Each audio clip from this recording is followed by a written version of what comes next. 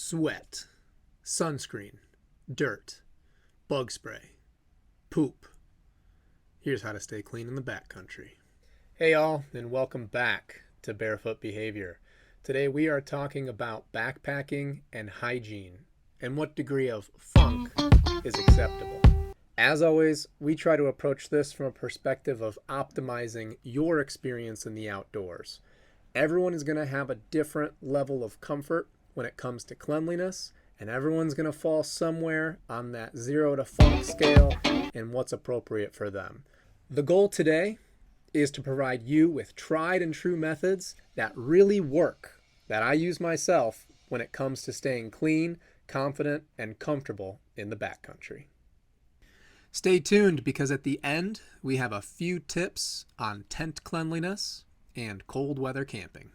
So you've just hiked a long day, and whether it's hot or cold, chances are you're sweaty. You might be applying sunscreen, bug spray, or both, and there's a high probability that you are not as clean as when you left the trailhead. Now this is okay and to be expected. And as I said in the beginning, there's going to be a certain degree of funk that you're just going to have to deal with. That's all part of backcountry camping. There is, however, a degree of funk that you're going to want to address, and it starts on day one. Number one, a designated set of clean clothes. These are clothes that you don't hike in. These are clothes that you sit around at camp in and clothes that you sleep in, and that's it. So you arrive to your first camp on day one.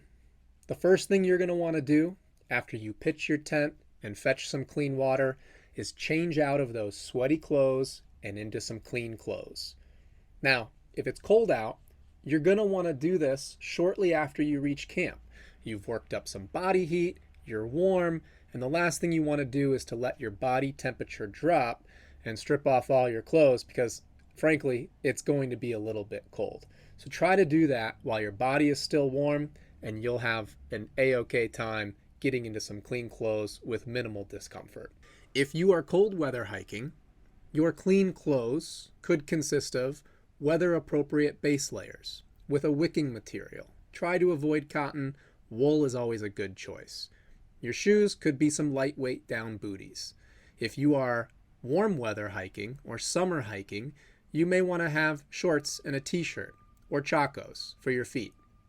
Shoes are important around camp so that you can take off your hiking boots and let them air out and dry out before you put them on the next day. This is an important step to ensure that your feet stay dry and comfortable for the duration of your backcountry trip. Now I know what you're thinking. Wait a minute. I'm going to put on some clean clothes. I'm still all hot and sweaty. What the heck is going on? No. So here's what you're going to do. After you pitch your tent, get into your tent, take off all of your dirty clothes, and here's the key. Item number 2, wipes. Grab your wipes and work clean to dirty. Face, pits, parts. This is important because you have a limited supply of wipes, and you're not going to want to tear through an entire bag, nor are you going to want to carry an entire bag of wipes for the duration of your trip. It's not just sweat that you're wiping off. It's bug spray, it's dirt, it's grime, it's grease, it's sunscreen, it's all of the above. And it's key to get this off so that you can reapply and feel comfortable the next day.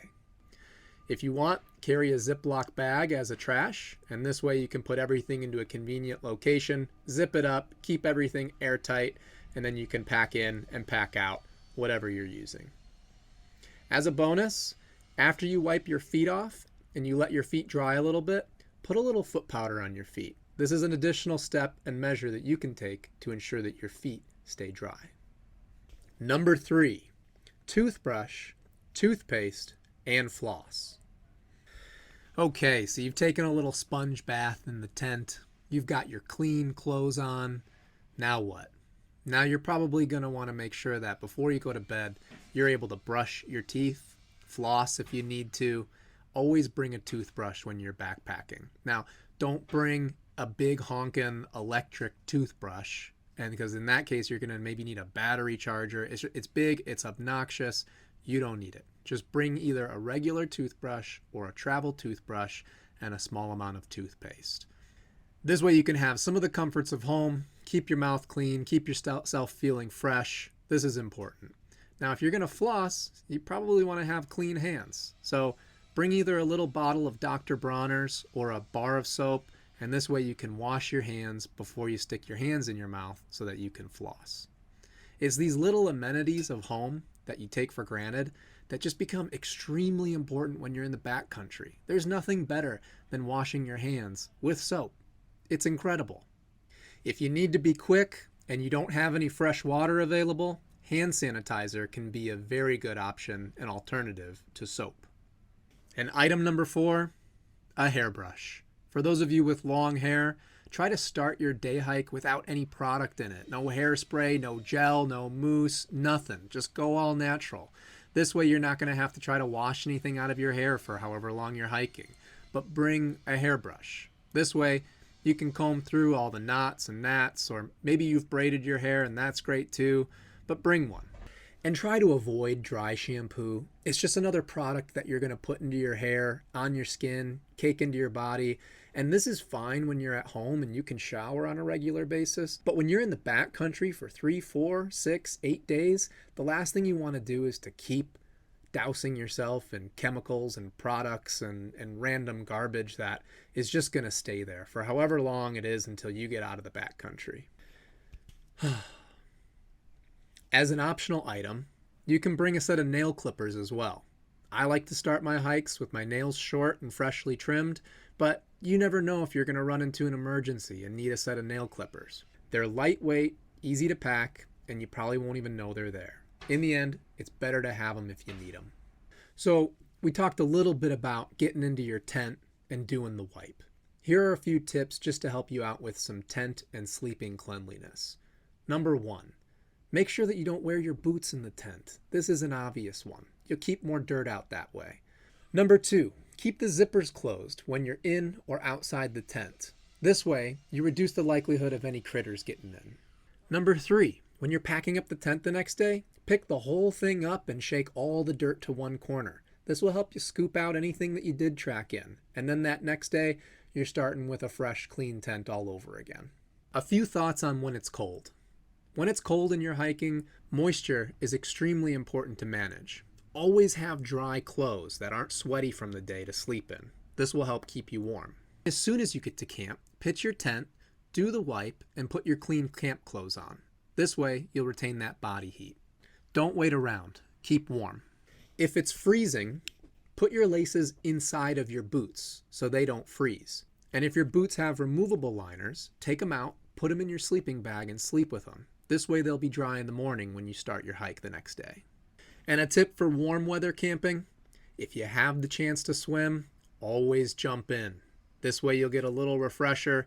Even if you don't have soap, this will really help you keep clean for your multi-day hike. So some people are like ultra light backpackers, and that's cool. I think that's, something to be proud of. But if you're going on a multi-day hike, don't feel like you can't bring some of the little things that make you happy, like soap or a hairbrush or, whatever it is. It's these little comforts that when you're on day 4 of a 6-day hike and you just have the ability to put on a fresh pair of socks, that means the world. It'll keep you happy, it'll keep you comfortable, and more importantly, it'll keep getting you back outdoors. Hey, so those are a few tips to helping you stay clean, comfortable, and confident when you are on a backpacking trip. We'll see you next time. This has been Barefoot Behavior.